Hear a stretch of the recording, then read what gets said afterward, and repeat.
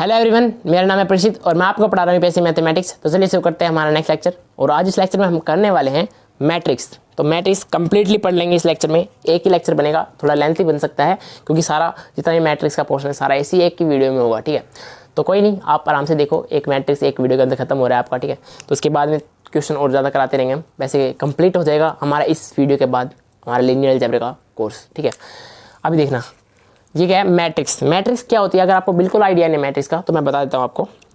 मैं एक ब्रैकेट होती है, ब्रैकेट के अंदर हम लिखते हैं एलिमेंट्स। ठीक है, वे एलिमेंट्स एक पर्टिकुलर ऑर्डर में होते हैं। जैसे कि इनको बोलते हैं हम रोज़। हम ऑलरेडी पता है हमें इस बारे में कि इनको रोज़ बोलते हैं, ऐसे जो सीक्वेंस में होती है, रो 1 रो 2 रो 3। ठीक है, और कॉलम इसको बोलते हैं कॉलम 1 कॉलम 2 कॉलम 3। ठीक है, जैसे कि मैं बता देता हूँ आपको, ये हमारी होती है रो 1 रो 2 रो 3 कॉलम 1 कॉलम 2 कॉलम 3।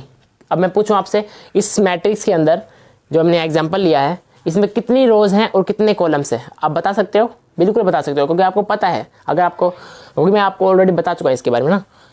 1 रो 2 रो 3 रो, 3 रो है तो हमने यहाँ पे लिखा 3। अगर आपको ऑर्डर लिखना है, ये होता है हमारा order of the matrix. Order कैसे लिखते हैं हम? यहाँ पे नीचे लिखेंगे row number of row multiply number of column. ठीक है, ऐसे लिखते हैं हम ऑर्डर ऑफ द मैट्रिक्स। तो नंबर ऑफ रो कितनी है? 3।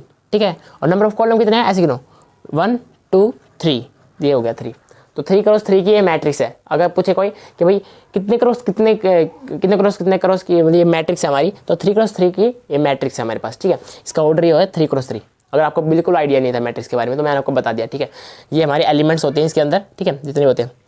तो ये थे हमारे मैट्रिक्स। अभी इस टाइप्स ऑफ द मैट्रिक्स देखते हैं, कितने टाइप्स के होते हैं मैट्रिक्स। ठीक है, कई टाइप्स के होते हैं मैट्रिक्स, तो देखते हैं 1 बाय 1। तो स्क्वायर मैट्रिक्स क्या होता है? स्क्वायर मैट्रिक्स वो होता है जिसके अंदर number of rows equal to number of column हो जाए, मतलब जितनी रोज है हमारी उतनी ही कॉलम रहे। ठीक है, जैसे अब देखें यहाँ पे, जैसे इसमें ये भी तो हमारी एक स्क्वायर मैट्रिक्स कहलाएगी। ठीक है, ये स्क्वायर मैट्रिक्स कहलाएगी क्योंकि इसमें 3 ही रो है और 3 ही कॉलम है, और इसमें देखो 2 रो है 2 कॉलम है, तो ये हमारी स्क्वायर मैट्रिक्स होती है। अगर नंबर ऑफ रोज अगर इक्वल नहीं है नंबर ऑफ कॉलम के तो हमारी क्या बन जाएगी? रेक्टेंगुलर मैट्रिक्स बन जाएगी। देखो इसमें 2 क्रॉस 3 की मैट्रिक्स है, मतलब 2 तो हमारी रोज हैं और 3 कॉलम है। ठीक है, तो हमारा ही क्या है? हमारी रेक्टेंगुलर मैट्रिक्स है। ठीक है, और ये हमारी स्क्वायर मैट्रिक्स है। अगर number of rows is not equal to number of column है तो हमारी रेक्टेंगुलर मैट्रिक्स है। अगर number of rows equal to number of column है तो हमारी क्या होगी? Square matrix. तो आपको आइडिया होगा दोनों मैट्रिक्स का। तो अब थर्ड देखते हैं, जीरो मैट्रिक्स क्या होती है? जिसके सारे के सारे एलिमेंट जीरो हों, नंबर ऑफ रोज भी जीरो हो और नंबर ऑफ कॉलम भी जीरो हो। जिसके ब्रैकेट के अंदर जितने भी एलिमेंट है सारे के सारे अगर जीरो हैं तो इसको बोलते हैं हम ऑल एलिमेंट्स आर जीरो। तो जीरो मैट्रिक्स बोलते हैं इसको, जीरो मैट्रिक्स। नाम से पता चल रहा है सारे एलिमेंट जीरो होंगे, जीरो मैट्रिक्स। ठीक है, तो अब नेक्स्ट देखो फोर्थ, रो मैट्रिक्स क्या होती है? रो मैट्रिक्स का मतलब सिर्फ एक रो होगी, उसके अंदर एक रो होगी, कॉलम कितने भी हो सकते हैं कोई दिक्कत नहीं है। एक रो होगी बट रो 2 नहीं हो सकती उसके अंदर। रो मैट्रिक्स के अंदर एक रो होगी। देखो 1 क्रॉस 3, 1 क्यों लिखा हमने? क्योंकि रो स्टार्टिंग में लिखते हैं हम ना। तो एक रो है 3 कॉलम है, एक रो देखो और 3 कॉलम है। ठीक है, तो 1 रो हो और कॉलम कितने भी हो सकते हैं उसको बोलते हैं हम रो मैट्रिक्स। और जिसमें कॉलम मैट्रिक्स क्या होता है? सीधी सी बात है, एक कॉलम होगा जिसमें एक कॉलम होगा और रो कितने हो सकती है? इसमें 3 रो है और एक कॉलम है। तो कॉलम मैट्रिक्स होती है एक कॉलम हो जिसमें, रो मैट्रिक्स होती है जिसमें एक रो हो। ठीक है, तो कॉलम मैट्रिक्स और रो मैट्रिक्स आपको समझ में आ गया। ठीक है, तो अब देखो अपर ट्रायंगुलर मैट्रिक्स इंपॉर्टेंट है, आपको पता होना चाहिए। बहुत सारे क्वेश्चन बनते हैं इस तरह के। ठीक है, अपर ट्रायंगुलर मैट्रिक्स क्या होती है? सबसे पहले देखो नाम के अंदर इसके अपर ट्रायंगुलर मैट्रिक्स क्या होता है? अपर मतलब ऊपर वाली ट्रायंगुलर होनी चाहिए। जो ऊपर वाली एक मैट्रिक्स होती है हमारी, ये मान लो मैट्रिक्स है। ठीक है, इसका ऊपर वाला पार्ट जो है ट्रायंगुलर बनना चाहिए। ठीक है, ट्रायंगल बननी चाहिए ऐसे ऐसे। ठीक है, ये ट्रायंगल बन गई, इसका मतलब ये ऊपर वाली जो ट्रायंगल में बनी है ये सारे के सारे नॉन जीरो एलिमेंट होने चाहिए, इसके नीचे सारे जीरो होने चाहिए। ठीक है, अब देखो, अब अपर ट्रायंगुलर बोला तो मैंने, जितने भी नॉन जीरो एलिमेंट होंगे उनकी एक ट्रायंगल बनेगी, जैसे ये बन गई हमारी। ठीक है, ये हमारी बनेगी ट्रायंगल। ठीक है, बनी ना ऊपर अपर ट्रायंगुलर, ऊपर बनी है ट्रायंगल नॉन जीरो एलिमेंट की, ऊपर बनी एक ट्रायंगल नॉन जीरो एलिमेंट की, तो इसको बोलते हैं अपर ट्रायंगुलर मैट्रिक्स। इसके नीचे सारे जीरो होंगे इस ट्रायंगल के। ठीक है, ऐसे ही अगर हम बात करें लोअर ट्रायंगुलर मैट्रिक्स की, इसमें हमारी जो बनेगी नीचे बनेगी एक ट्रायंगल लोअर ट्रायंगुलर मैट्रिक्स, नीचे बनेगी एक ट्रायंगल नॉन जीरो एलिमेंट की, ऊपर इसके ऊपर जितने भी होंगे सारे जीरो होंगे। ठीक है, ये होती है हमारी अपर ट्रायंगुलर और लोअर ट्रायंगुलर मैट्रिक्स। और ये क्या लिखा है मैंने? A I J equal to zero, मतलब ए आई जे जीरो कब होगा? जब हमारा whenever I is greater than J. I is greater than J, इसका मतलब आई जे है क्या? यहाँ पे आई जे क्या है? आप इसमें कंफ्यूज हो रहे हो गया ना। देखो मैं बताता हूँ आपको क्या है। ये क्या है A11, इसका मतलब आई जे की वैल्यू क्या यहाँ पे है, आई की वैल्यू 1 है और जे की वैल्यू भी यहाँ पे 1 है, ठीक है। और यहाँ पे आई की वैल्यू 1 है और जे की वैल्यू 2 है, आई की वैल्यू 1 है और जे की वैल्यू 3 है। इसका मतलब क्या है, आई हमारा क्या डिनोट कर रहा है, नंबर ऑफ रोज, और जे हमारा क्या डिनोट कर रहा है, नंबर ऑफ कॉलम, ठीक है।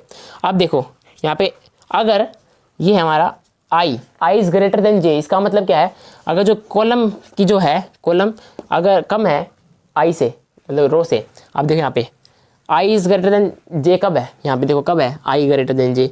एक तो यहाँ पे देखो, यहाँ पे आई ग्रेटर देन आई 3 है और जे 2 है, तो आई ग्रेटर देन हो गया ना, बड़ा हो गया ना इससे।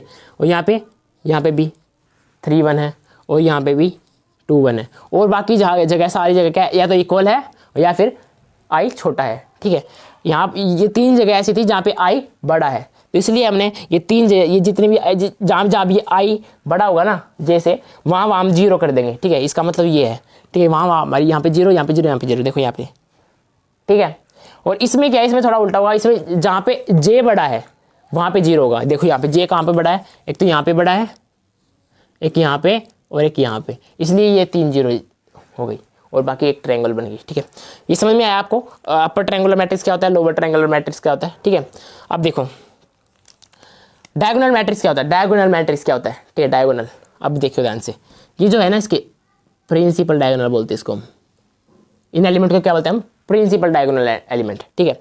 ये होते हैं हमारे जहाँ पे आई इक्वल टू जे, यहाँ पे यही एक ऐसे ही होंगे डायगोनल एलिमेंट जहाँ पे आई इक्वल टू जे होगा। जैसे कि आई की वैल्यू यहाँ पे देखो 1 है, यहाँ पे जे की वैल्यू भी 1 है, आई की वैल्यू 2 है, यहाँ पे जे की वैल्यू भी 2 है, आई की वैल्यू 3 है, यहाँ पे जे की वैल्यू भी 3 है। मतलब इस जगह पे ये ऐसे है जहाँ पे आई इक्वल टू जे है, यही सिर्फ नॉन जीरो एलिमेंट होगा, जीरो भी हो सकता है, इनमें से कोई दिक्कत नहीं है।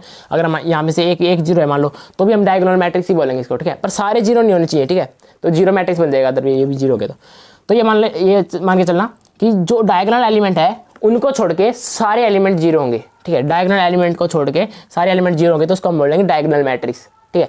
ये होते हैं हमारे प्रिंसिपल डायगोनल एलिमेंट,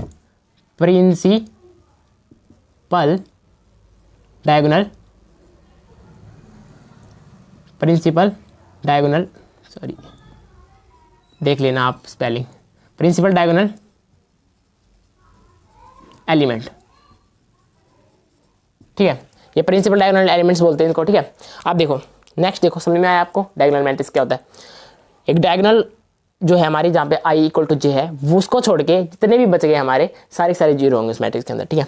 अब स्केलर मैट्रिक्स क्या होता है, स्केलर मैट्रिक्स होता है जहाँ पे स्केलिंग हो या फिर हम बात कर दें कि जहाँ पे जो डायगोनल एलिमेंट है ये तो सेम होता है। देखो डायगोनल एलिमेंट और स्केलर एलिमेंट सेम है, बट अलग क्या है उनमें, देखो उनमें थोड़ा सा ये है कि इसके जितने भी डायगोनल एलिमेंट है ना, ये सारे के सारे सेम होंगे। जैसे कि 1 है तो 1 1 ही रहेगा, 2 है तो 2 2 रहेगा, 3 है तो 3 3 रहेगा, तीनों डायगोनल में, ठीक है। यानी 5 5 5 4 4 4 ऐसे कुछ, ठीक है, कुछ भी तो स्केलर होंगे यहाँ पे, मतलब कि एक जैसे ही होंगे, ठीक है, और बाकी सारे जीरो होंगे, ठीक है। डायगोनल इसके डायगोनल एलिमेंट सेम होंगे और बाकी सारे जीरो होंगे। ये होता है हमारा स्केलर मैट्रिक्स, ठीक है। अब नेक्स्ट देखो क्या है हमारा यूनिट मैट्रिक्स। यूनिट मैट्रिक्स का मतलब, यूनिट का मतलब होता है 1, ठीक है। अब देखो 1 इनके डायगोनल में क्या होगा, 1 डायगोनल में सारे एलिमेंट क्या होंगे, 1 1 होंगे, उसको हम बोलते हैं यूनिट मैट्रिक्स। इसका भी बहुत जगह यूज होने वाला है हमारा, जितने भी आगे हम करेंगे इसी वीडियो के अंदर जितने भी मैट्रिक्स के क्वेश्चन बनेंगे, इसमें बहुत ज़्यादा रोल है इसका। आइडेंटिटी मैट्रिक्स, इसको आइडेंटिटी मैट्रिक्स भी बोलते हैं हम, ठीक है। 1 1 है जैसे यूनिट मैट्रिक्स, ठीक है। ये यूनिट मैट्रिक्स हमारे डायगोनल में 1 हो तो इसको आइडेंटिटी मैट्रिक्स भी बोलते हैं, ठीक है। अब देखो वो आइडमपोटेंट मैट्रिक्स क्या होता है, आइडमपोटेंट मैट्रिक्स क्या होता है, ठीक है। इसमें देखो A square matrix A is said to be idempotent matrix if A square is equal to A. अगर हमारे पास एक ए मैट्रिक्स है, उसका हम ए स्क्वायर निकाल लेते हैं तो वो ए मैट्रिक्स से आ जाएगी वापस, ठीक है। जब भी हमारे पास कोई एक मैट्रिक्स है, उसका अगर हम स्क्वायर निकालते हैं तो वही मैट्रिक्स आ जाएगी जो थी, ठीक है। समझ में आया मैं क्या कह रहा हूँ। अगर कोई मैट्रिक्स है हमारे पास, उसका अगर हम स्क्वायर निकालते हैं तो वही मैट्रिक्स आएगी जो थी हमारे पास, ठीक है। तो ये मैट्रिक्स का स्क्वायर कैसे निकालते हैं, स्क्वायर ऐसे करना नहीं है आपको मैट्रिक्स का, ठीक है। इसको मैं अच्छे से बताऊंगा, पहले यहाँ पे बता देता हूँ क्या होगा। मान लो एक मैट्रिक्स है ए, तो उसका स्क्वायर ऐसे निकालेंगे कि स्क्वायर कर देंगे उसके सारे एलिमेंट को, स्क्वायर नहीं करना होता। हम क्या करें, मल्टीप्लेस करेंगे ए को 2 बार, ए क्रॉस ए कर देंगे। अगर क्यूब होता है यहाँ पे तो हम क्या करते हैं, ए क्रॉस ए ये फाइंड करते हैं। मतलब दो मैट्रिक्स का, इसी मैट्रिक्स को 2 बार मल्टीप्लाई किया और फिर एक तीसरी बार मल्टीप्लाई किया, तो इसको हम बोलते हैं ए क्यूब। और इस अगर ऐसे लिखा है तो ये है ए स्क्वेयर। जितना भी अगर आपको बढ़ानी हो वैल्यू उसको मल्टीप्लाई करते जाएंगे, स्क्वेयर नहीं निकालना डायरेक्ट, ठीक है। तो इसका थोड़ा ऐसा होता है, अगर इसको करेंगे हम तो हमारा वापस क्या आ जाएगा, ए ही आना चाहिए। तो इसको बोलते हैं हम आइडोम्पोटेंट मैट्रिक्स, ठीक है। अगर हम ए स्क्वेयर निकालते हैं किसी मैट्रिक्स का तो उसको वो वापस वही मैट्रिक्स आ रही है, तो उसको आइडोम्पोटेंट मैट्रिक्स बोलते हैं, ठीक है। अब देखो नेक्स्ट क्या है, इन्वोल्यूटरी मैट्रिक्स, ठीक है। इन्वोल्यूटरी मैट्रिक्स क्या होती है हमारी, इफ़ इसमें थोड़ा सा उल्टा है कि अगर ए का स्क्वेयर करेंगे तो आइडेंटिटी मैट्रिक्स बन जाएगी वो, ठीक है। अगर हमारे पास ए मैट्रिक्स है कोई, मान लो इस तरह की मैट्रिक्स है कोई, अगर इसका हम अगर स्क्वायर ए क्रॉस ए करते हैं, स्क्वायर क्या होता है ए क्रॉस ए कर दे, तो निकालने के बाद हमारा क्या आएगा, ये मैट्रिक्स करने के बाद आइडेंटिटी मैट्रिक्स बन जाएगी। ये नहीं बनेगी मुझे पता है, बट अगर कोई आइडेंटिटी मैट्रिक्स बन रही है उसको बोलते हैं हम इन्वोल्यूटरी मैट्रिक्स बोलते हैं, ठीक है। अगर ए स्क्वायर करने के बाद आइडेंटिटी मैट्रिक्स बन रही है तो आई और आई का मतलब क्या है, आइडेंटिटी मैट्रिक्स जो ये है इस तरह का, जिसके डायगोनल सारे क्या आ जाए 1, ठीक है। आई का मतलब है आइडेंटिटी मैट्रिक्स जिसके डायगोनल सारे 1 हो और बाकी सब 0, ठीक है। समझ में आया यहाँ तक।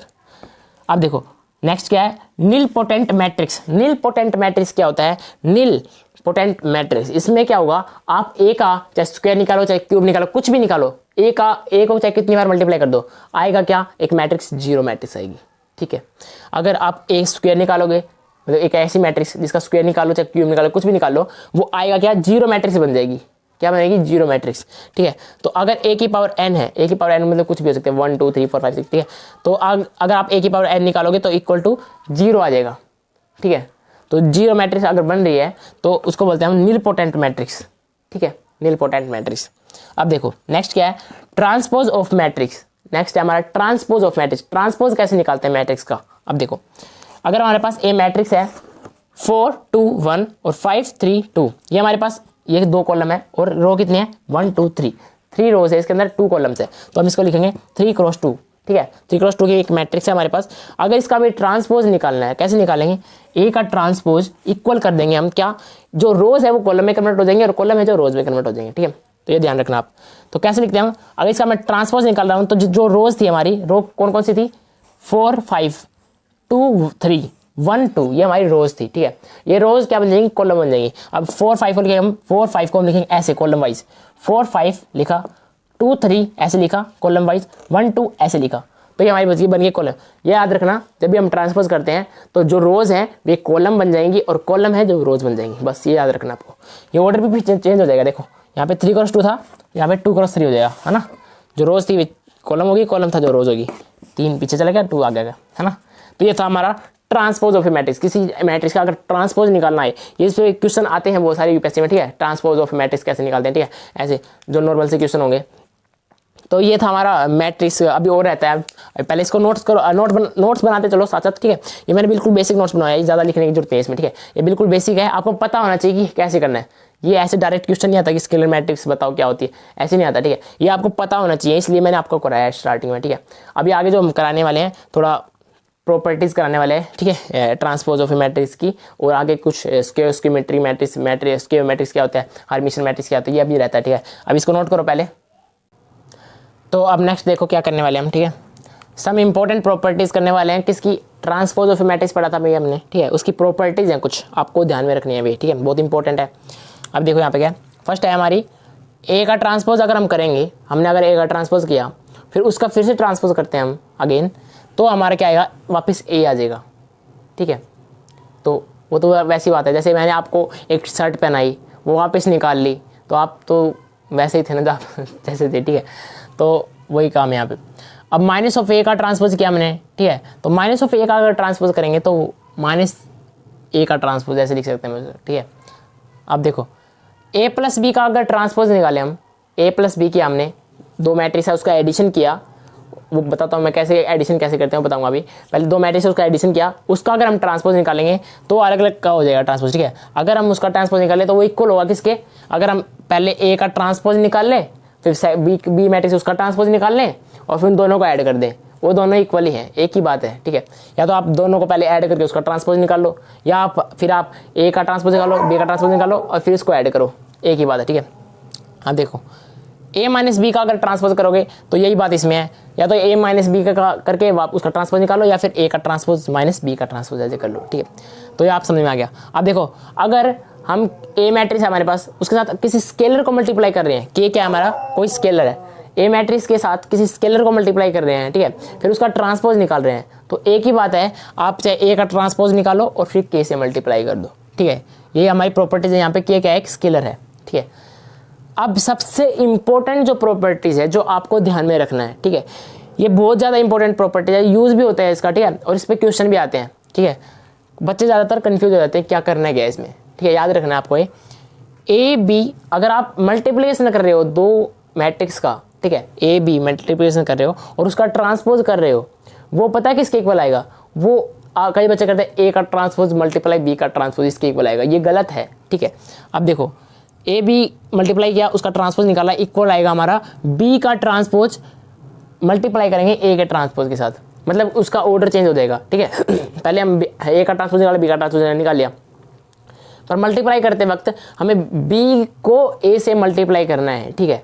यहाँ पे बहुत फंडा हो जाएगा नहीं तो, ठीक है, अगर आप ए को बी से मल्टीप्लाई कर दोगे तो ये ठीक नहीं आएगा, इसका आंसर इक्वल नहीं आएगा, इसके बी को ए के साथ मल्टीप्लाई करना है, मतलब कि ए बी का होल ट्रांसफर बराबर है, ट्रांसपोज बराबर किसके है, बी का ट्रांसपोज करेंगे पहले और उसको मल्टीप्लाई करेंगे ए का ट्रांसपोज के साथ, ठीक है, ध्यान में रखना है ये प्रॉपर्टी, ठीक है।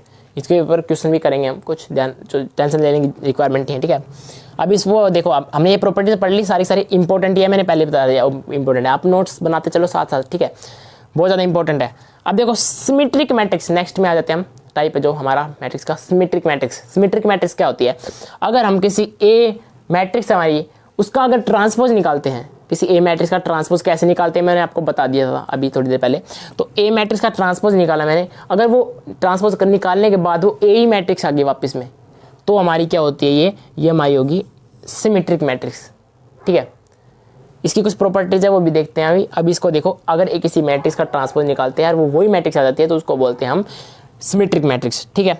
अब स्क्वायर सिमेट्रिक मैट्रिक्स क्या होती है, स्क्वायर सिमेट्रिक मैट्रिक्स क्या होती है, अगर किसी मैट्रिक्स का ट्रांसपोज निकालते हैं, अगर किसी मैट्रिक्स का ट्रांसपोज निकालते हैं तो वो बराबर आएगी किसके, माइनस ऑफ ए, मतलब उस मैट्रिक्स वो माइनस हो जाएगी, नेगेटिव हो जाएगी मैट्रिक्स, जैसे अगर पॉजिटिव नेगेटिव मैट्रिक्स थी उसका हमने ट्रांसपोज निकाला तो नेगेटिव हो जाएगी, ठीक है, तो माइनस ऑफ ए के बराबर आए तो इसको हम क्या बोलते हैं, स्क्वायर सिमेट्रिक मैट्रिक्स बोलते हैं, अगर वो माइनस ए ऑफ ए के बराबर आ जाए उसका ट्रांसपोज करने के बाद।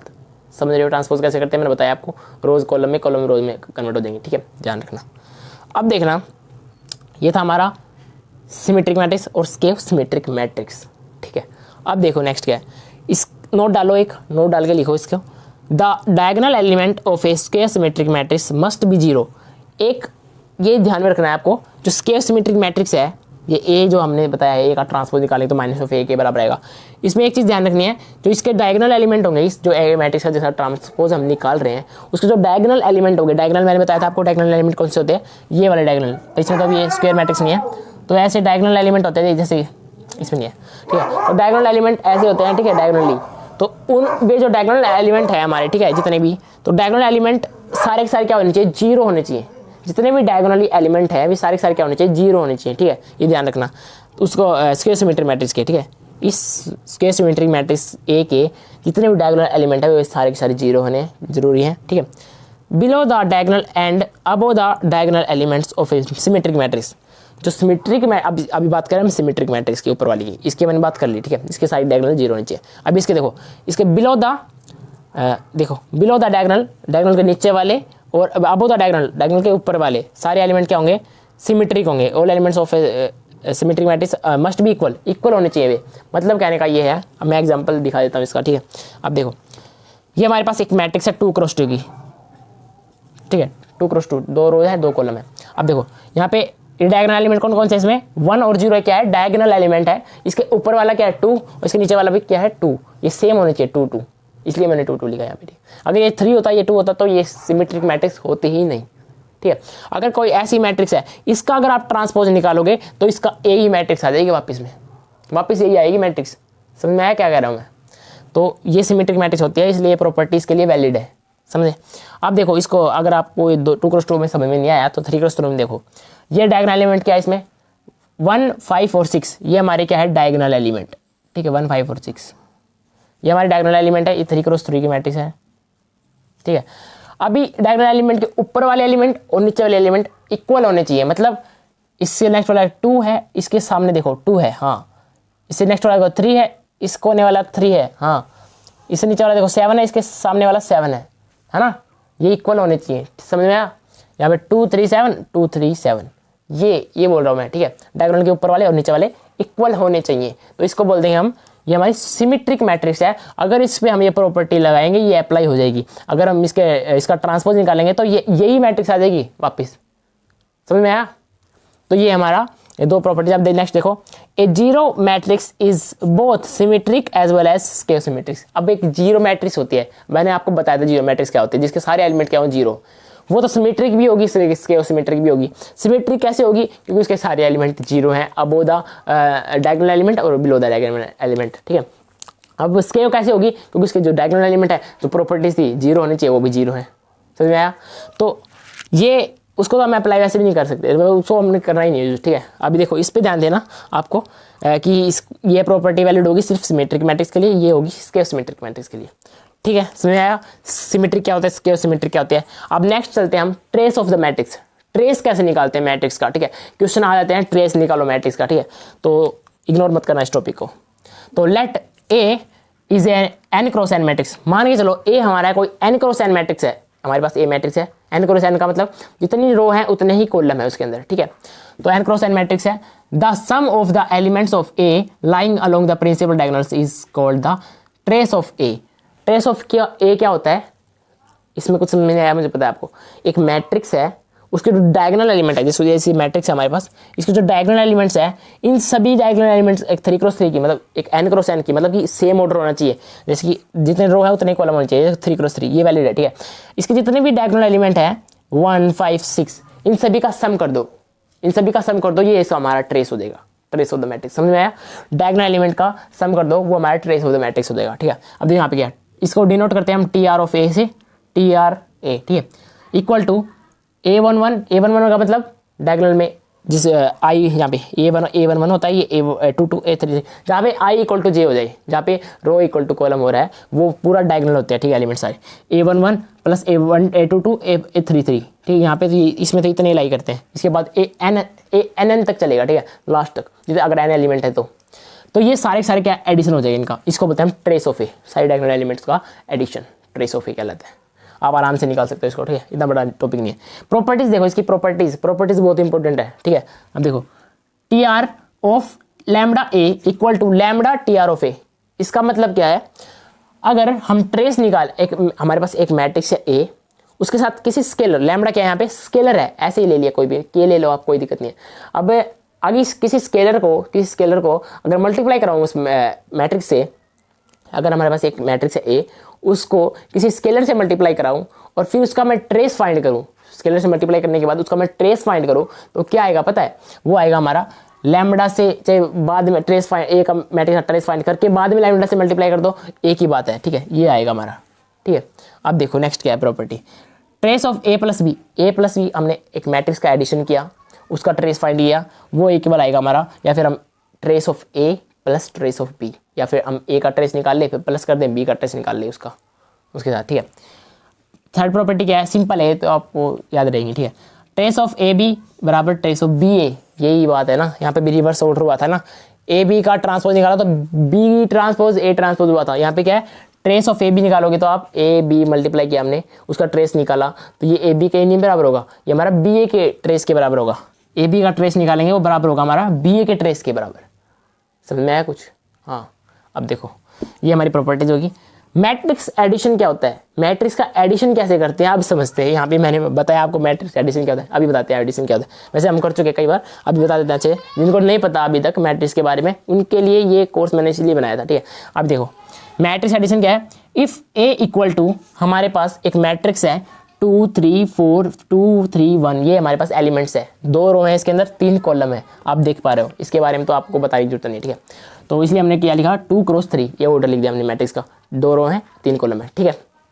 अब देखो ये मैट्रिक्स, ध्यान रखना है एक चीज़, जब भी आप मैट्रिक्स का एडिशन करो, आप एडिशन उसी के साथ कर सकते हो जिसका ऑर्डर सेम होगा, जैसे कि ये मैट्रिक्स 2 क्रॉस 3 की है तो दूसरी मैट्रिक्स भी 2 क्रॉस 3 की ही होनी चाहिए, तभी आप उसका एडिशन कर सकते हो, समझ में आया? अगर ये मैट्रिक्स 3x3 की है तो ये मैट्रिक्स भी 3x3 की ही होनी चाहिए, तभी आप उसके साथ एडिशन कर सकते हो। ये हमेशा ध्यान रखना, ठीक है। अब ये देखो बी क्या है हमारा 4 3 5 6 2 4। अभी चेक करो क्या ये दोनों इनका दोनों का ऑर्डर सेम है क्या? मतलब ये हमारी 2x3 के, ये भी 2x3 के है ना? है, बिल्कुल है। तो इसमें 2 रो हैं और 3 कॉलम है, ठीक है। अभी इनका आप एडिशन कर सकते हो, ठीक है। अब देखो एडिशन कैसे करते हैं, ए प्लस बी किया हमने, ठीक, ए प्लस बी तो करेंगे हम, ए प्लस बी करेंगे तो क्या आएगा, ए मैट्रिक्स ये लिख लिया मैंने, ये ए मैट्रिक्स है ये लिख ली, ए बी मैट्रिक्स है ये लिख ली, ठीक है। इनका ऑर्डर लिख लिया 2x3 2x3। और याद रखना हम जैसे एडिशन करेंगे तो जो हमारी जो रिजल्टेंट मैट्रिक्स आएगी, जो रिजल्ट आएगा हमारा मैट्रिक्स एक अलग से, वो भी 2x3 की होगी, ठीक है, याद रखना। अब देखो इसका फर्स्ट एलिमेंट है ये 2 और इसका फर्स्ट एलिमेंट है 4, इनके बीच में एडिशन है, तो इन दोनों को ऐड कर दो उठा के, ठीक है। तो 2 + 4 6। अब नेक्स्ट सेकंड एलिमेंट 3 + 3 6, ठीक है। और 4 + 5 9। जो एलिमेंट फर्स्ट एलिमेंट इसका, फर्स्ट एलिमेंट दूसरे का, सेकंड एलिमेंट इसका, सेकंड एलिमेंट दूसरे का, थर्ड एलिमेंट इसका, थर्ड एलिमेंट दूसरे का, फोर्थ एलिमेंट इसका, फोर्थ एलिमेंट दूसरे मैट्रिक्स का, ठीक है। ऐसे चलेगा 5 and 5, fifth element fifth element, sixth element sixth element, ठीक है। इन सभी का एडिशन होगा, ऐसे नहीं करना कि मतलब वो अलग है, ठीक है। ये एडिशन इस तरह होता है, ठीक है। तो इसका इसके साथ फिर अब क्या है हमारा, ये तो हमारा आया 6 6 9। आप देखो 2 6 यहाँ पे आएगा, जोन सा एलिमेंट जिस रो से जहाँ से उठाया हमने वहीं पे आएगा ये एडिशन, ठीक है। अब देखो 2 + 6 यही इसी कोने में आएगा ये 8, ठीक है। 2 + 6 8।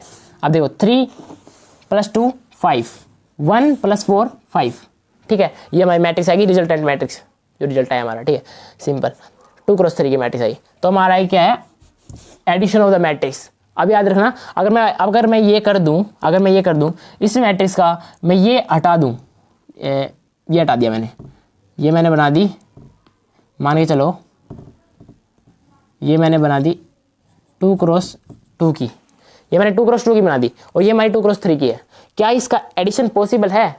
नहीं, बिल्कुल नहीं, आप नहीं कर सकते ऐसा, क्योंकि एडिशन कैसे करोगे? एडिशन तो हमारा 1 1 एलिमेंट होता है ना, एक से इसका इसके साथ इसका इसके साथ, ये बच गई, इनका किसके साथ होगा फिर? समझ में आया? तो इसका एडिशन पॉसिबल ही नहीं है, इसका एडिशन पॉसिबल ही नहीं है, समझ में आया? तो ये था हमारा मैट्रिक्स एडिशन। तो अगर आपने नोट नहीं किया तो इसको नोट करते चलो साथ साथ, ठीक है। तो अभी नेक्स्ट वीडियो में हम समझते हैं मल्टीप्लिकेशन कैसे करते हैं मैट्रिक्स का, तो फिर आगे प्रोसीड करेंगे, ठीक है। तो पहले आप इसको नोट करो, सिंपल। सो नेक्स्ट टॉपिक है हमारा मल्टीप्लिकेशन ऑफ अ मैट्रिक्स, ठीक है। अभी मल्टीप्लिकेशन कराने वाला है, क्योंकि मैंने थोड़ी देर पहले बोला था आप लोगों को कि मैं आपका मल्टीप्लिकेशन भी कराऊंगा। एडिशन तो करा चुके हम, ठीक है, पता लग गया कि कैसे ऐड करते हैं दो मैट्रिक्स को, अब पता लग जाएगा आपको कि कैसे मल्टीप्लाई करते हैं दो मैट्रिक्स को, ठीक है। तो वो देखते हैं अभी, ठीक है। सिंपल है, कुछ ज़्यादा टफ नहीं है। अब देखो ए अगर हम मैट्रिक्स मान लेते हैं, ये 1 2 2 मैंने अपने आप से मान लिया, ठीक है। कोई एक ए मैट्रिक्स है, दूसरी बी मैट्रिक्स है, ठीक है, 3x3 की, या फिर इसका ऑर्डर कोई कुछ भी हो सकता है, ठीक है। तो ये कोई मैटर वाली चीज़ नहीं है। अब देखो इन दोनों का मल्टीप्लिकेशन करते हैं हम, कैसे करेंगे? इसको इससे मल्टीप्लाई कराना है तो क्या करेंगे? सिंपली आपको वन एलिमेंट ऐसे नहीं करना है इसमें, ठीक है। इसमें आपको सिंपल करना है क्या, थोड़ा सा सोचना पड़ेगा इसके लिए, थोड़ा कन्फ्यूज़न हो सकती है क्रिएट, क्योंकि थोड़ा सा ट्रिकी है थोड़ा। अब देखो ये वाली जो रो है, फर्स्ट रो और फर्स्ट कॉलम, ठीक है, ऐसे करना है, इसको ध्यान रखना है। इसका फर्स्ट रो, इसकी फर्स्ट कॉलम।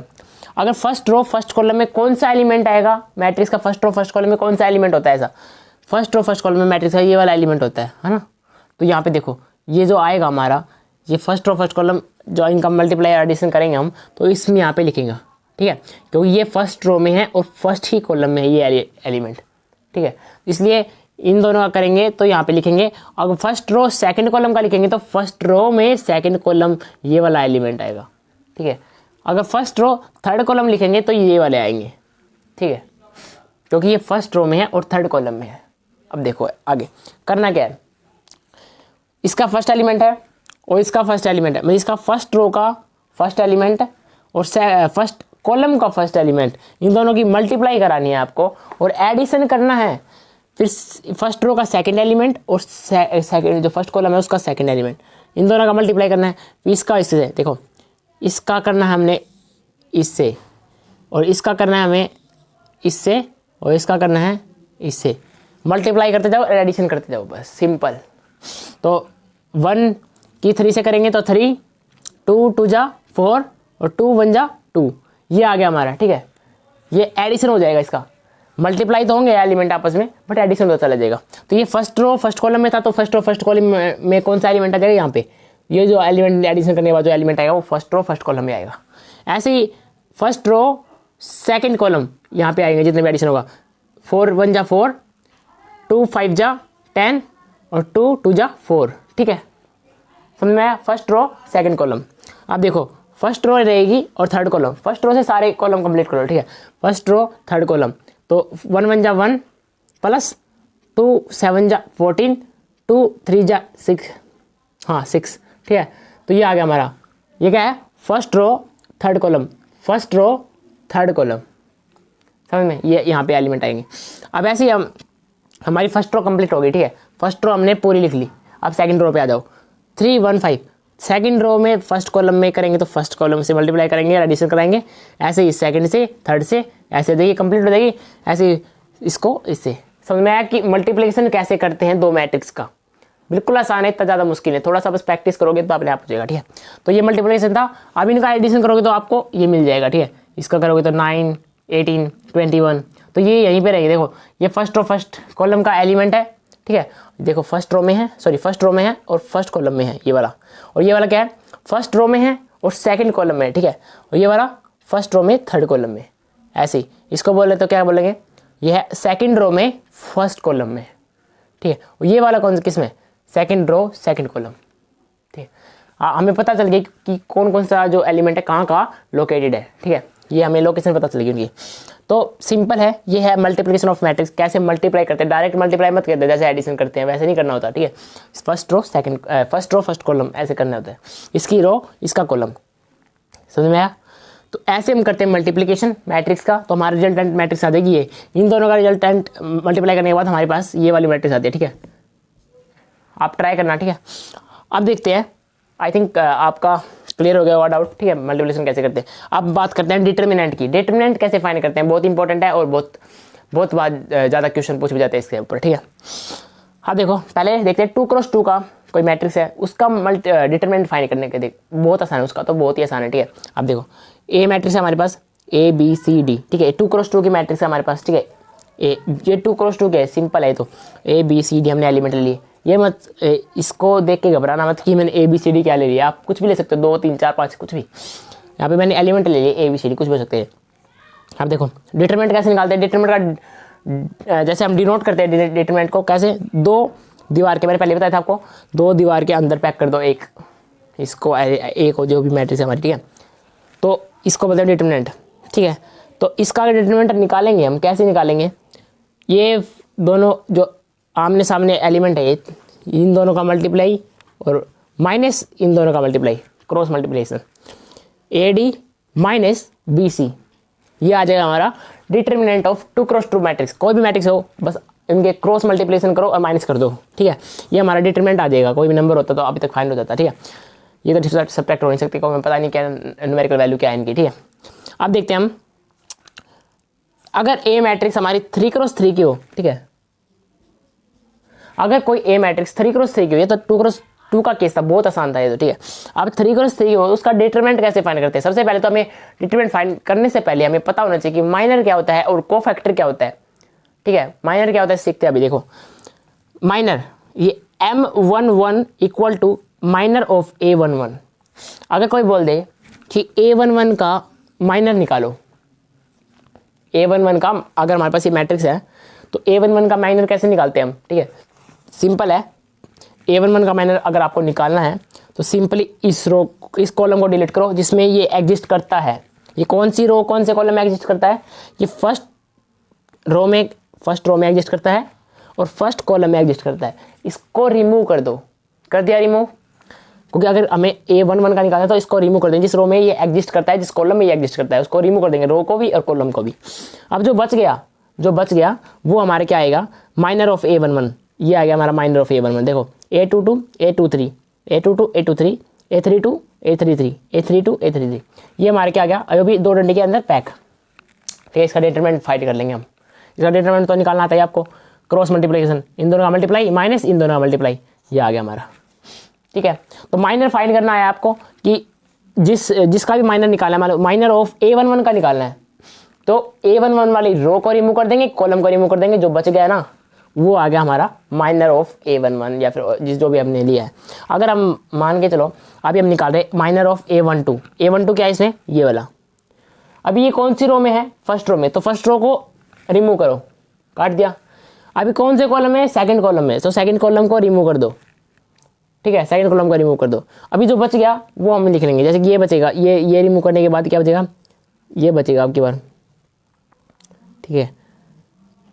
ये फर्स्ट रो तो रिमूव होगी और सेकंड कॉलम रिमूव हो गया, तो ये बचेगा हमारा A21, A21, A23, A23, A31, A31, A33, A33, ठीक है। ये आया हमारा माइनर। इसका डिटरमिनेंट आप निकाल सकते हो, क्रॉस मल्टीप्लिकेशन करो, A21, A33 minus A23, A31, ठीक है।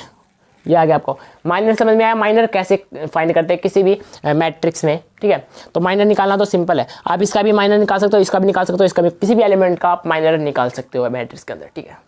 अब देखो ये माइनर समझ में आया आपको, माइनर का फंडा क्लियर हुआ, ठीक है। अब देखते हैं हम कोफैक्टर क्या होता है, ठीक है। डिटरमिनेंट भी देखेंगे, 3x3 का डिटरमिनेंट फाइंड कैसे करते हैं वो बाद में देखेंगे, पहले देखते हैं माइनर तो पता चल गया, कोफैक्टर क्या होता है वो देखते हैं। देखो A11 निकालना है, A11 जैसे यहाँ पे M11 लिखा था, माइनर के लिए डिनोट करते हैं, ठीक है। ये कैपिटल A11 कोफैक्टर के लिए डिनोट करते हैं, ठीक है।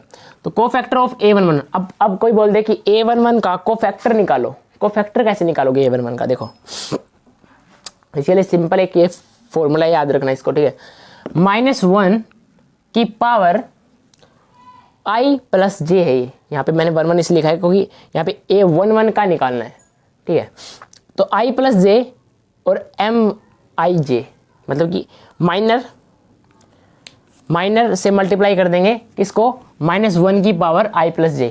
अब देखना I प्लस J क्या है हमारे यहाँ पे, ये 1 है, I की वैल्यू 1 है, J की वैल्यू 1 है, 1 2 है, I की वैल्यू 1 है, J की वैल्यू 2 है, ऐसे, ठीक है। कॉलम 1 2 3, ठीक है। J हमारा कॉलम डिनोट करता है, I हमारा रो डिनोट करता है, ठीक है।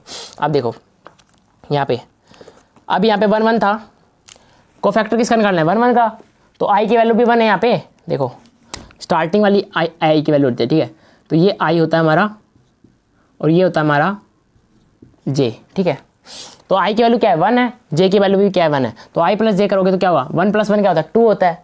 तो -1 का स्क्वायर, माइनस किसी भी नेगेटिव नंबर का अगर स्क्वायर करेंगे हम फाइंड, तो वो पॉजिटिव नंबर आ जाएगा ना, तो पॉजिटिव, तो +1 आएगा -1 का स्क्वायर, तो ठीक है। तो और मल्टीप्लाई किससे हो रहा है, माइनर ऑफ ये M11 किसका है, माइनर ऑफ A11 का। A11 का माइनर क्या है, अभी तो निकाला था हमने, A11 का माइनर निकालने के लिए हमें A11 वाली रो को और कॉलम को रिमूव करके ये लगा देंगे, ठीक है, ये निकल जाएगा, यही आया हमारे यहाँ पे, ठीक है। तो इसका तो हमारा आ गया +1 और ये माइनर आ गया। अब +1 तो अंदर मैट्रिक्स से मल्टीप्लाई होगा तो कोई कुछ नहीं है, 1 से तो कुछ फर्क नहीं पड़ेगा। अब इसका अगर डिटरमिनेंट निकालना है तो क्या निकालोगे आप, A22 A33 minus A23 A32, ठीक है, सिंपल। अब देखो कोफैक्टर निकालते हैं A12 का, मतलब कि A12 का निकालो कोफैक्टर। A12 का कैसे निकालेंगे हम, सिंपल है, A12 की जो माइनर है, A12 की जो माइनर अभी ये निकाली थी हमने, वो माइनर हम निकाल लेंगे, A12 की निकाल ली, ठीक है, A12 की माइनर, ठीक है, ये आ गई। अभी यहाँ पे I की वैल्यू क्या है, ये तो हमारी I है, ये क्या है, J है, 2 हमारा J है और I 1 है, तो I प्लस J है ना, यहाँ पे I प्लस J, I कितना है, 1 + 2 कितना आ गया, 3, तो -1 की पावर 3 क्या हो गया, ये तो ऑड नंबर हो गया ना, तो -1 की पावर 3 इसका मतलब नेगेटिव नंबर रहेगा, तो -1 ही आएगा, ठीक है।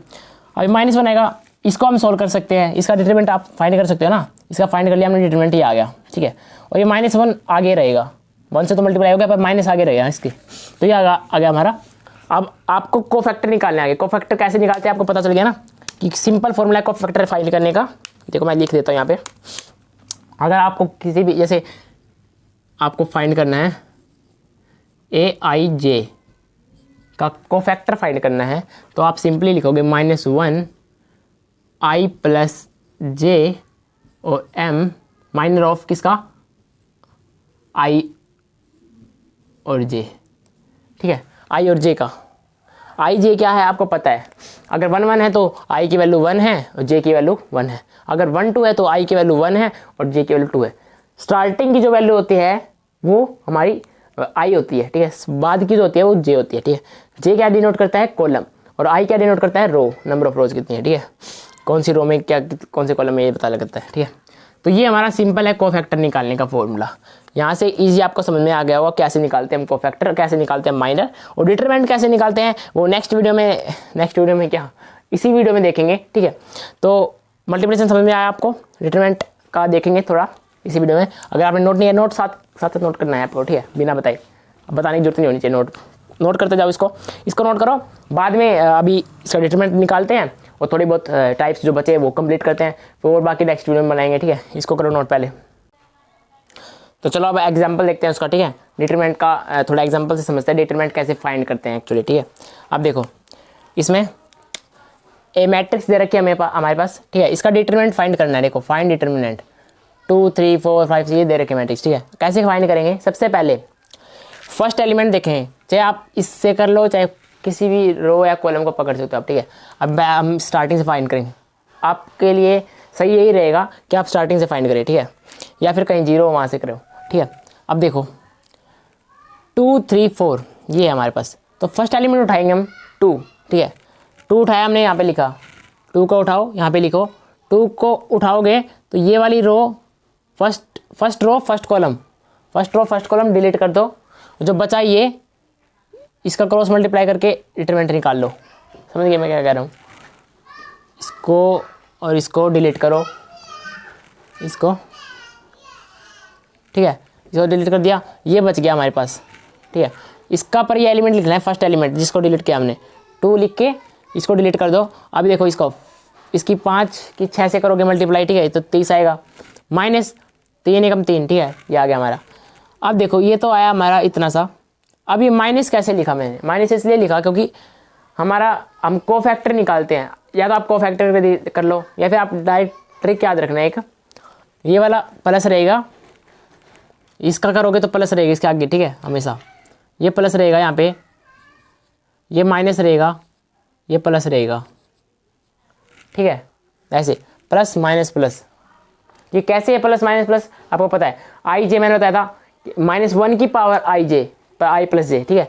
तो यहाँ पे -1 की पावर आई प्लस जे, आई कितना है 1 है और जे भी कितना है 1 है, तो 1 + 1 तो 2 हो गया, तो -1 की पावर 2 होगा तो क्या आएगा, प्लस की वैल्यू आएगी ना, तो यहाँ पे इसलिए प्लस है ये माइनस की किस लिए है, क्योंकि यहाँ पे 1 2 यानी कि 1 + 2 करोगे तो क्या आएगा 3, और -1 की पावर 3 ऑड नंबर होगा तो क्या आएगा हमारा माइनस ही आएगा, ठीक है। तो इसलिए यहाँ पे माइनस आया है, और यहाँ पे प्लस इसलिए आया क्योंकि यहाँ पे फिर से क्या हो गया हमारा 3 और 1 क्या होता है 4, तो फिर वो इवन पावर के लिए हमारा प्लस आएगा हमेशा, ठीक है, -1 की, इसलिए यहाँ पे माइनस आया, तो यहाँ पे माइनस लिखेंगे। अब नेक्स्ट इसको कर दो डिलीट, जो भी आया मैंने 3 को लिखना है, इसको डिलीट कर दो, इसके फिर मल्टीप्लाई 6 एकम 6 और माइनस में, और 4 3 12, ठीक है, ये आया मेरा। फिर प्लस लिखेंगे, इसके लिए पता चल गया आपको प्लस क्यों लिख रहा हूँ मैं, ठीक है, +4 लिख के अब इसको डिलीट कर दो, इस रो को इस कॉलम को डिलीट करो, फिर आएगा 1 एकम 1 -4 × 5 = 20, ठीक है, आ गया हमारा। समझ में आया यहाँ तक, ये हम डिटरमिनेंट फाइंड करते हैं ऐसे, ठीक है। तो अभी इसको आप सिंपल कैलकुलेशन से फाइंड कर सकते हो इजीली, ठीक है। इसका आएगा आंसर -4, इसका आंसर -4 आया, ठीक है। अभी हम देखते हैं जो बचे हुए हमारे टाइप्स बच गए थे ना, टाइप्स जो रह गए थे हमारे मैट्रिक्स के, वो देखते हैं। सिंगुलर मैट्रिक्स क्या होता है, जिसका डिटरमिनेंट 0 आ जाए। डिटरमिनेंट हमने पढ़ लिया, ठीक है, डिटरमिनेंट क्या होता है, इसलिए हमने डिटरमिनेंट पढ़ा अभी पहले। अभी सिंगुलर मैट्रिक्स वो होती है जिसका डिटरमिनेंट 0 आ जाए। हमारा डिटरमिनेंट कितना है, -4 आया हमारा, तो ठीक है, हमारा -4 आया है डिटरमिनेंट, तो हमारा सिंगुलर नहीं है, ये हमारा क्या आ गया, नॉन सिंगुलर आ गया। अब देखो नॉन सिंगुलर क्या होता है, जिसका डिटरमिनेंट नॉट इक्वल टू 0 आए, जिसका डिटरमिनेंट 0 के बराबर ना हो, उसको नॉन सिंगुलर मैट्रिक्स बोलते हैं। सिंगुलर मैट्रिक्स उसे बोलते हैं जिसका डिटरमिनेंट 0 के बराबर हो, ठीक है। अभी हमारा क्या, ये वाली कौन सी मैट्रिक्स को बोलेंगे, इसको बोलेंगे नॉन सिंगुलर मैट्रिक्स, क्योंकि इसका डिटरमिनेंट क्या है हमारा -4, जो कि 0 के बराबर नहीं है, ठीक है। अब ये क्या लिख दिया मैंने, A 1 मस्ट एग्जिस्ट, इसका A 1 एग्जिस्ट करेगा ही करेगा, ठीक है। क्यों, A 1 बराबर फॉर्मूला होता है हमारा, A 1 बराबर adjoint of A divide by determinant of A, ठीक है। हमारे पास A 1 निकालना है हमारे मैट्रिक्स का, ठीक है। तो हमें पहले डिटरमिनेंट ऑफ ए निकालना पड़ेगा, ठीक है। डिटरमिनेंट ऑफ ए अगर 0 आ रहा है तो इसका मतलब ए इनवर्स तो निकलेगा ही नहीं उसका, ठीक है, उसका एग्जिस्ट नहीं करेगा, क्योंकि अगर 0 डिवाइड में 0 हो सकता है क्या, नहीं हो सकता, ठीक है, नॉट डिफाइंड। अब देखो तो एडजॉइंट ऑफ ए क्या होता है, ये हम थोड़ी देर बाद में पढ़ेंगे, ठीक है, क्या अच्छे से कि एडजॉइंट ऑफ ए क्या होता है, अभी फिलहाल नहीं पढ़ेंगे, ठीक है, इसको बाद में बताएंगे। तो ये फॉर्मूला होता है, तो इसलिए अगर हम निकाल लेंगे तो ये हमारा ए इनवर्स फाइंड कर सकते हैं इससे, ठीक है। इसको छोड़ो अभी के लिए, बाद में बताएंगे इसको अच्छे से ए इनवर्स कैसे फाइंड करते हैं। ये तो मैंने इसके बताने के लिए क्या है कि अगर डिटरमिनेंट नॉट इक्वल टू 0 है तो हम उसका ए इनवर्स फाइंड भी कर सकते हैं, अगर 0 है तो उसका ए इनवर्स एग्जिस्ट ही नहीं करेगा, बस याद रखना। अब देखो ऑर्थोगोनल मैट्रिक्स क्या होती है, ऑर्थोगोनल मैट्रिक्स, ठीक है। अगर देखो अगर हम ए हमारे पास मैट्रिक्स है और उसका ए ट्रांसपोज निकाल लिया, ट्रांसपोज तो आपको आता है निकालना, ठीक है, ए मैट्रिक्स है ये, उसका ट्रांसपोज निकाला, ये निकाल लिया, उनका मल्टीप्लाई किया हम दोनों ने, उन दोनों को मल्टीप्लाई कर दिया, ठीक है, एक ए मैट्रिक्स है उसका ट्रांसपोज निकाल के उसको मल्टीप्लाई कर दिया, तो हमारा क्या आएगा, आइडेंटिटी मैट्रिक्स आएगा। वो आइडेंटिटी मैट्रिक्स क्या होती है वो आपको पता है कि जिसके डायगोनल एलिमेंट क्या होता है 1 1 होते हैं, जिसके डायगोनल एलिमेंट, ठीक है, जिसके सारे के सारे डायगोनल एलिमेंट क्या होते हैं 1, ठीक है। तो ये आ जाएगा। अगर आप इससे भी कर सकते हो, अगर आप पहले जब आपके पास एक ट्रांसपोज जिसका मैट्रिक्स हो रखा है वो है, दोनों ऑर्डर, इसका ऑर्डर चेंज कर सकते हो, कोई दिक्कत नहीं है, ठीक है। तो आएगा हमारा आई के बराबर, आई क्या हमारी आइडेंटिटी मैट्रिक्स, आपको पता है इसके डायगोनल एलिमेंट 1 होते हैं और बाकी सब 0 होते हैं, ठीक है। ये होता है हमारा ऑर्थोगोनल मैट्रिक्स। सबसे इंपॉर्टेंट चीज़ है इसकी याद रखने वाली, क्या है, नोट बना के मैंने लिखा है, आप भी लिखो, ठीक है। क्या है, the determinant of orthogonal matrix always किसके बीच में रहता है, प्लस और -1, ठीक है, सिर्फ यही रहेगा। इसका डिटरमिनेंट कभी भी निकालोगे, किसी भी अगर मान लो क्वेश्चन में आई है कि ऑर्थोगोनल मैट्रिक्स का डिटरमिनेंट निकालना है, तो डेफिनेटली यही रहने वाला है कि उसका डिटरमिनेंट जो फाइंड करोगे आप वो +1 आएगा या फिर -1 आएगा, ठीक है, यही दो आ सकते हैं, ठीक है, इसलिए मैंने लिखा +-1 यही हो सकता है उसका, ठीक है, अगर आप डिटरमिनेंट फाइंड करोगे तो किसी भी ऑर्थोगोनल मैट्रिक्स का, ठीक है। अब देखो, और आपको कैसे पता चलेगा वो ऑर्थोगोनल मैट्रिक्स है, आप क्या कर सकते हो, सिंपली उसका ट्रांसपोज करके उन दोनों को मल्टीप्लाई करके आप पता कर सकते हो कि ये आइडेंटिटी मैट्रिक्स आ रही है ना नहीं, ठीक है। अगर आ रही है तो इसका मतलब उसका डिटरमिनेंट क्या होगा, +-1, ठीक है। अब देखते हैं नेक्स्ट, आई होप आपको समझ में आया होगा ऑर्थोगोनल मैट्रिक्स क्या होती है, इंपॉर्टेंट मैट्रिक्स क्या होती है, ठीक है। अब देखो हर्मिशियन मैट्रिक्स क्या होता है, हर्मिशियन मैट्रिक्स, ठीक है, इसमें क्या है, हमने सिमेट्री मैट्रिक्स पढ़ा था, उसी की तरह है थोड़ा सा। सिमेट्री मैट्रिक्स में अगर हम ए का ट्रांसपोज कर रहे थे वो ए के बराबर आ रहा था, यहाँ पे ए का हम क्या करें, ये जैसे कि हम बताया, ये जो हमारा थीटा ये है क्या हमारा, इसका कॉन्जुगेट कर रहे हैं हम, ठीक है। अब कॉन्जुगेट, ये ट्रांसजुगेट बोलते हैं इसको अच्छे से अगर बात करें तो, ये ए के बराबर आएगा हमारा, ठीक है, इसका अगर ट्रांसजुगेट लेंगे तो ए के बराबर आएगा। ट्रांसजुगेट क्या होता है ये अभी, ठीक है, क्योंकि ये ए के ऊपर जो थीटा आपको दिख रहा है ये है क्या, ये बराबर है हमारा, पहले तो हम उस मैट्रिक्स का क्या करेंगे, कॉन्जुगेट लेंगे, कॉन्जुगेट के बाद ट्रांसपोज लेंगे, ठीक है, उसी मैट्रिक्स का, तो उसको हम ट्रांसजुगेट बोलते हैं, ठीक है। तो कॉन्जुगेट क्या होता है, ये कॉन्जुगेट आपको समझ में नहीं आया होगा शायद, अब मैं बताता हूँ कॉन्जुगेट क्या होता है। आपने शायद सुना हो ये इमेजिनरी फंक्शन या फिर इमेजिनरी जो वैल्यू होती है हमारी, ठीक है, जैसे ये रही जो आई से डिनोट करते हैं हम, ठीक है। अब देखो यहाँ पे एक रियल वैल्यू होती है, एक इमेजिनरी वैल्यू होती है, ठीक है। यहाँ पे रियल वैल्यू अगर पूरी मैट्रिक्स में सारी रियल वैल्यू है तो उस पर उसका जो अगर हम हर्मिशियन मैट्रिक्स बताएंगे निकालेंगे तो ए ही आ जाएगा, ठीक है, कोई उसमें कोई वो नहीं होगा। जैसे कि अगर हम उसका निकालेंगे तो वापस वही मैट्रिक्स आ जाएगी, क्योंकि उस पर कोई इफेक्ट ही नहीं पड़ने वाला, ठीक है। अब देखो यहाँ पे अगर हम इसका करते हैं 1 + i, तो i की जो है यहाँ पे देखो एक चीज़ दिखाता हूँ मैं, 1 + i है, ठीक है, तो इसका i के सामने जो साइन है, 1 के सामने साइन है वो वाला नहीं, सिर्फ i के सामने जो इमेजिनरी फंक्शन i है ना, इसके सामने जो साइन है प्लस का, ये माइनस हो जाएगा अगर हम इसका कॉन्जुगेट करेंगे तो, अगर ये माइनस है तो ये प्लस हो जाएगा, ठीक है, चेंज हो जाएगा बस इसका साइन, जो आयोटा के सामने जो साइन है वो चेंज होगा, बस सिर्फ आयोटा के सामने वाला साइन चेंज होगा, याद रखना बस। अब देखना ये मैट्रिक्स है ए हमारे पास एग्जांपल के लिए 3 1 + i 1 - i और 4, ठीक है। अब यहाँ पे देखो ये 3 है, इसमें कोई चेंज नहीं होगा, ठीक है। अगर हम इसका ट्रांसजुगेट यहाँ पे ट्रांसजुगेट लेते हैं, ठीक है, तो 3 का तो कोई चेंज नहीं होगा, 3 का 3 आ जाएगा, ठीक है। अब 1 + i था तो 1 भी 1 रहेगा, पर प्लस i जो था ना हमारा वो -i हो जाएगा, हमने कॉन्जुगेट ले लेना इसका। अब देखो यहाँ पे नीचे वाला 1 - i था तो 1 तो ऐसा ही क्या रहेगा, -i था तो माइनस का +i हो जाएगा, ठीक है, और 4 का 4 रहेगा, तो ये हमारा हो गया कॉन्जुगेट ऑफ मैट्रिक्स। हमने कॉन्जुगेट फाइंड कर लिया इसका, ठीक है। अब अगर हम इसका ट्रांसपोज निकाल लें इसी मैट्रिक्स का, तो हमारा क्या आ जाएगा, ये ट्रांसपोज में क्या होता है, ये रो है जो वो कॉलम बन जाएगी, कॉलम है जो रो बन जाएंगी, ठीक है। तो ये रो है जो देखो 3 माइनस 1 माइनस आई, तो ये हमारी कॉलम बन जाएगी, तो क्या आ जाएगा, वापस ये आ जाएगा, ठीक है। तो ये हमने प्रूव कर दिया कि जो हमारा अगर इसका हम ट्रांजुगेट निकालते हैं किसी मैट्रिक्स का, वो ए ही है, वापस यही आ रही है, ठीक है, आ रही है नहीं, एज हर एक मैट्रिक्स का नहीं होता वैसे, जो हर्मिशियन मैट्रिक्स इनको बोलते हैं, इसको हम इसमें हर्मिशियन मैट्रिक्स बोलेंगे इसको, ठीक है। क्यों, क्योंकि ये सेटिस्फाई कर रहा है इस इक्वेशन को, ठीक है। ये हमने लिखा है जो इस कंडीशन को सेटिस्फाई कर रहा है कि अगर हम इसका ट्रांजुगेट निकालेंगे तो ए ही मैट्रिक्स के बराबर आता है, वापस ए ही मैट्रिक्स आ जाती है, ठीक है। तो ये हर्मिशियन मैट्रिक्स थी। अब स्केव हर्मिशियन मैट्रिक्स क्या होता है, हमने सिमेट्री पढ़ी मैट्रिक्स क्या होती है अब, ठीक है, और हमने स्केव सिमेट्री पढ़ी, उसी तरह स्केव सिमेट्री की तरह ही हमारा स्केव हर्मिशियन मैट्रिक्स है। अब इसका ट्रांजुगेट लेंगे तो किसके बराबर आएगा, माइनस ऑफ ए के बराबर आएगा, ठीक है। माइनस ऑफ ए मतलब जैसे उसमें हम ए का ट्रांसपोज निकाले तो माइनस ऑफ ए के बराबर आ रहा था, ठीक है। यहाँ पे ए का ट्रांजुगेट निकालेंगे तो माइनस ऑफ ए के बराबर आ रहा है। कैसे, अब देखो एग्जाम्पल से समझते हैं इसको, ठीक है, ठीक से। ए हमारे पास एक मैट्रिक्स है ऐसी 2i 3 + i -3 + i -i, ठीक है। इसमें सारे इमेजिनरी दिख रहे हैं फंक्शन, ठीक है। अब देखो अगर हम इसका ट्रांजुगेट निकालें, सबसे पहले कॉन्जुगेट निकालेंगे, कॉन्जुगेट, ठीक है। कॉन्जुगेट का डिनोशन कैसे होता है हमारा, कैसे डिनोट करते हैं, ए के ऊपर हम ऐसे कॉम्प्लीमेंट लगा देते हैं, ठीक है, एक लाइन सी, ठीक है। तो इसका मतलब होता है कॉन्जुगेट, इसका निकालते हैं हम। तो कॉन्जुगेट क्या होता है आपका पता चल गया, आई के सामने वाला जो साइन है वो चेंज होगा बस, ठीक है, आई के सामने वाला साइन, रियल नंबर पे कोई इफेक्ट नहीं पड़ेगा, ठीक है। अब देखो यहाँ पे 2i है, तो आई से मल्टीप्लाई होगा ना, तो 2i है तो -2i हो जाएगा, ठीक है, ये हो जाएगा। यहाँ पे 3 है, 3 का कुछ नहीं होगा, 3 तो 3 रहेगा, प्लस आई है तो -i हो जाएगा, ठीक है। यहाँ पे -3 है तो -3 रहेगा, पर प्लस आई है तो -i हो जाएगा, ठीक है। अब -i है तो प्लस i हो जाएगा, ठीक है।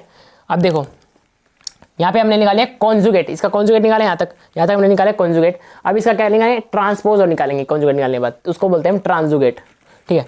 तो ट्रांसपोज निकालने तो इसके बराबर आता है, ठीक है। अब देखो तो ट्रांसपोज करो इसका, इस मैट्रिक्स का ट्रांसपोज करो, ये रो है हमारी, इसको कॉलम बना दो, -2i ये रो 3 - i, ये कॉलम में हो जाएगा ना 3 - i, और ये भी ये ऊपर ये नीचे, रो कॉलम रो में चेंज होगी, ठीक है। ये हमारा पूरा ट्रांजुगेट निकल गया है। अब इसका माइनस अगर कॉमन निकाले माइनस इसमें से, तो माइनस यहाँ से बाहर आएगा तो प्लस हो जाएगा 2i, ठीक है, माइनस बाहर निकाल लिया, +2i हो गया। यहाँ से माइनस बाहर निकाला तो +3 हो गया और +i हो गया, ठीक है।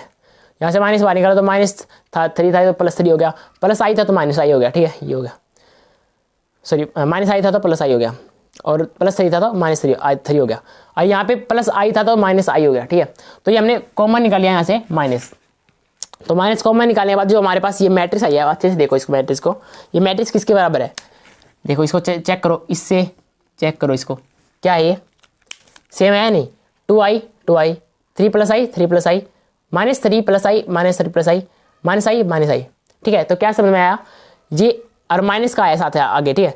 तो ये इसको मैं ए लिख सकता हूँ, इसको मैं ए लिख सकता हूँ, तो माइनस ये आ जाएगा ना। तो ए का अगर हम ट्रांजुगेट लेते हैं तो वो -a के बराबर आता है, ये हमने प्रूव कर दिया, ठीक है। तो ये होता है स्केव हर्मिशियन मैट्रिक्स, ठीक है, एग्जाम्पल के साथ मैंने बताया आपको, ठीक है। अगर आपको समझ में नहीं आया तो फिर से वीडियो देख लो, कोई नहीं, आपके हाथ में फोन है, ठीक है।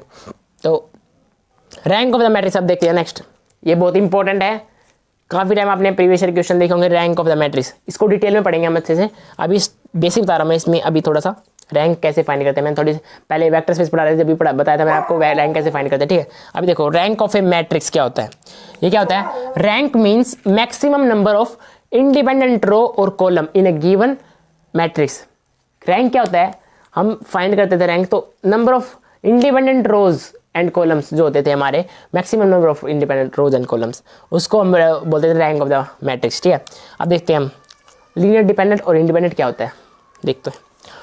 ये तो जो है हमने लिखा है x + y + z = 4, ये क्या है, लीनियर डिपेंडेंट है, इसको हम सोल्व नहीं कर सकते, आप सोल्व कर सकते हो इसको, सिर्फ एक ही इक्वेशन दी हुई है आपको, आप x y z की वैल्यू फाइंड कर सकते हो, नहीं कर सकते, ठीक है।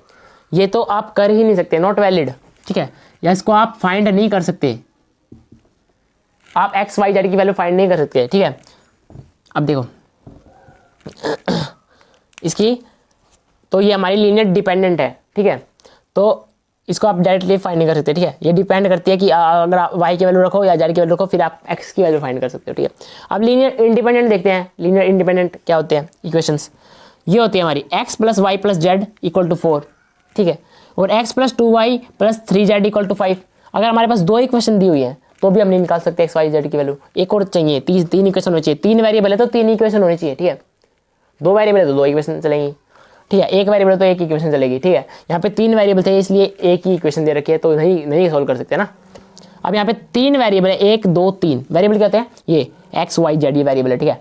तो ये 3 वेरिएबल है तो हर एक में 3 है ना, तो 3 इक्वेशन देखो 1 2 3, तो इसको हम सोल्व कर सकते हैं। इसकी एक्स की भी निकाल सकते हैं वैल्यू, वाई की भी निकाल सकते हैं और जेड की भी निकाल सकते हैं। और जो अब अगर हम वैल्यू निकालेंगे इनकी तो क्या आएगी हमारी? एक कांस्टेंट वैल्यू आएगी, एक्स किसी कुछ ना कुछ बराबर होगा, एक्स की वैल्यू कुछ ना कुछ तो होगी ना, 4 3 2 1 कुछ भी सकती है, जो कांस्टेंट वैल्यू होगी ना। एक्स की वैल्यू फाइंड कर सकते हैं, वाई की कर सकते हैं और जेड की कर सकते हैं, ठीक है।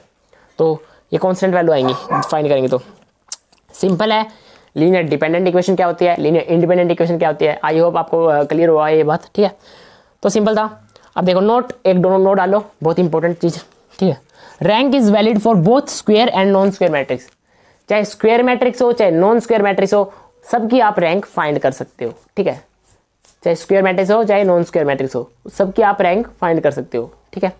अब देखो, अब रैंक क्या होती है? रैंक को हम डिनोट करते हैं रो ऑफ ए बोलते हैं। जैसे हम ये लिखा है, मैं लिखा है ना यहाँ पे पी जैसा दिख रहा है जो आपको, इसको बोलते हैं रो बोलते हैं इसको, रो ऑफ ए, वो वाली रो नहीं, ROW वाली नहीं, इसको रो बोलते हैं ऐसे। तो रो ऑफ ए मैट्रिक्स की अगर रैंक ऑफ निकालेंगे, रैंक ऑफ मैट्रिक्स, इसको बोलते हैं रैंक ऑफ मैट्रिक्स ए, ठीक है। कितनी होगी rank of matrix A? Less than equal to minimum of R और C। R और C क्या है यहाँ पे? रोज एंड कॉलम्स, ठीक है। ये रो है, ये कॉलम है, ठीक है। रो कॉलम, रो तो कॉलम तो आप पता होगा ना, इस मैट्रिक्स की रो ये होती हैं और कॉलम ये होते हैं, ठीक है। तो minimum of rose and columns मतलब कि इंडिपेंडेंट रोज एंड कॉलम्स कितनी आती है, मिनिमम लेना है हमने, ठीक है। Minimum of rose and columns. अब मान लो एक मैट्रिक्स है 3 क्रॉस 3 की है मैट्रिक्स, तो रो भी 3 है कॉलम भी 3 है, तो रैंक उसकी क्या होगी? या तो 3 होगी, मिनिमम ऑफ RC। रो देखो मैं दिखाता हूँ आपको, लिख नहीं पता चलेगा, ठीक है। अब देखो यहाँ पे मिनिमम मान लेते हैं हम 3 रो हैं और 3 कॉलम है, ठीक है। और इनका मिनिमम ऑफ कर लेना है, वो हमारी हो जाएगी रैंक ऑफ ए, ठीक है, मिनिमम। अब देखो इनमें से इनका मिनिमम कितना है? 3 ही है, दोनों एक जैसे है ना, तो 3 ही है ना, इनमें से मिनिमम कोई है ही नहीं, यही है, चाहे इसको ले लो चाहे इसको ले लो। तो 3 से कम ही रहेगी रैंक, या फिर 3 के बराबर होगी, 3 से ज़्यादा नहीं हो सकती रैंक, इससे ज़्यादा नहीं हो सकती, ठीक है। Minimum of number of rose and columns, ठीक है। अभी अगर मान लो एक हमारे पास मैट्रिक्स है 3 क्रॉस 4 की, अगर हमारे पास एक मैट्रिक्स है 3 क्रॉस 4 की, तो 3 क्रॉस 4 की अगर मैट्रिक्स है हमारे पास, तो आप बताओ कि इसकी रैंक कितनी लाई करेगी, कहाँ से कहाँ तक लाई करेगी? समझ, जल्दी से कमेंट करो, मैं कमेंट बाद में देख लूँगा, ठीक है। किसने कमेंट किया पॉज करके कमेंट कर लो, ठीक है। अब मैं बताता हूँ क्या होगा। इसकी जो है रैंक क्या होगी? मिनिमम ऑफ, तो मिनिमम इनमें से क्या है? 3 और 4 में से मिनिमम क्या है? 3 है ना, तो रैंक इसकी लाई करेगी 3 से कम ही रहेगी या फिर 3 के इक्वल होगी, 3 से ज़्यादा नहीं होगी, 4 नहीं हो सकती रैंक, क्योंकि minimum of rose and columns, ठीक है। समझ में आया मैं क्या कह रहा हूँ? ये ऑर्डर है, 3 क्रॉस 4 की मैट्रिक्स होगी, 3 क्रॉस 3 की मैट्रिक्स होगी, 2 क्रॉस 2 की मैट्रिक्स होगी, तो उनके मिनिमम निकालना रोज एंड कॉलम्स, तो वो उसको मिलते हैं rank of the matrix A. तो अभी अगर आपको समझ में नहीं आया रैंक ऑफ द मैट्रिक्स, तो नेक्स्ट वीडियो में करने वाले हैं, कोई दिक्कत नहीं है, ठीक है। तो इस वीडियो में बस मैं इतना ही कराऊंगा, क्योंकि एक वीडियो और बनेगी, ठीक है। ये तो हमारी एक वीडियो बनी मैट्रिक्स के ऊपर, लास्ट वीडियो बनेगी मैट्रिक्स के ऊपर एक और, ठीक है। वो लास्ट वीडियो के उसमें सारा मैट्रिक्स खत्म हो जाएगा, ठीक है, ओवरऑल। तो ये वीडियो थोड़ी लेंथी बनी है, इसलिए इसमें ही नहीं ऐड कर सकते उसको, ठीक है। तो मैट्रिक्स खत्म हो जाएगा, उसके बाद हम कैलकुलस स्टार्ट करने वाले हैं, तो चिंता ना करें। तो मिलते हैं हमारी नेक्स्ट वीडियो में, तब तक के लिए बाय बाय दोस्तों।